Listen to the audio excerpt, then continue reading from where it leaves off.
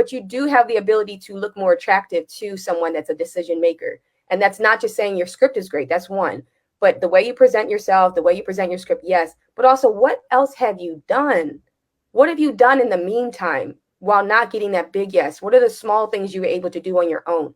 So I'm thinking of what a writer might do. I went to such and such school.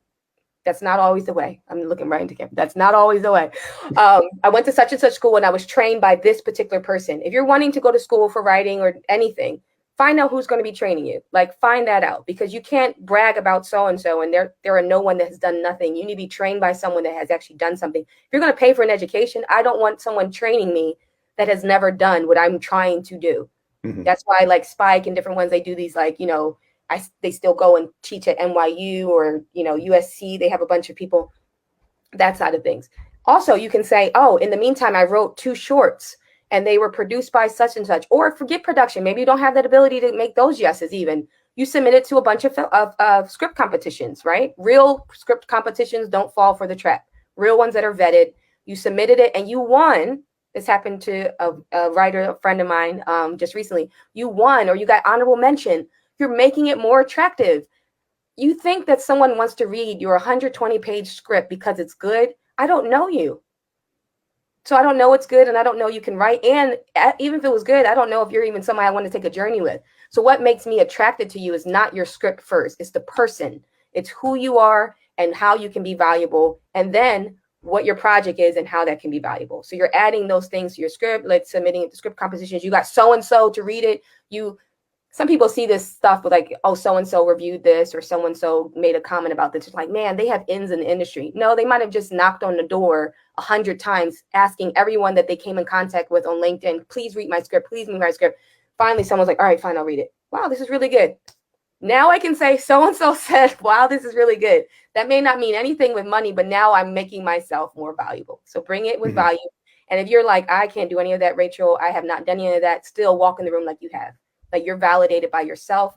Get validated by your friend. Let your friend read it and just say, oh, wow, a lot of people have read this. It's me. It's my mom and my best friend.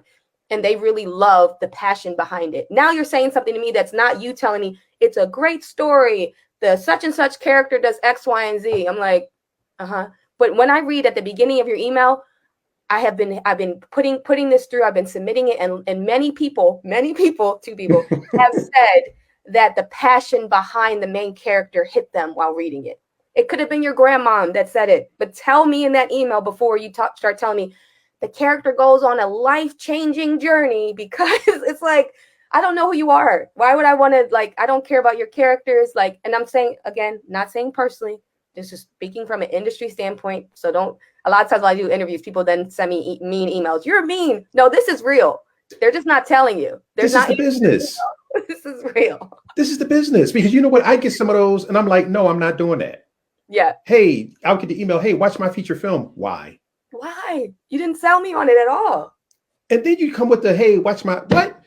Have you ever even looked at one of my podcasts? Have you commented on anything on any of my social media platforms? But you hit me in my inbox like, and here's the thing, ladies and gentlemen, time is the one commodity that you can never recoup.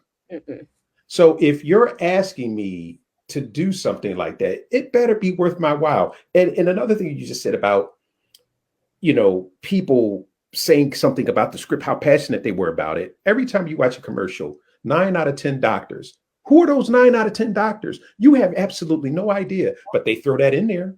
9 out of 10 doctors recommended. You're like, damn, 9 out of 10? They only asked 10.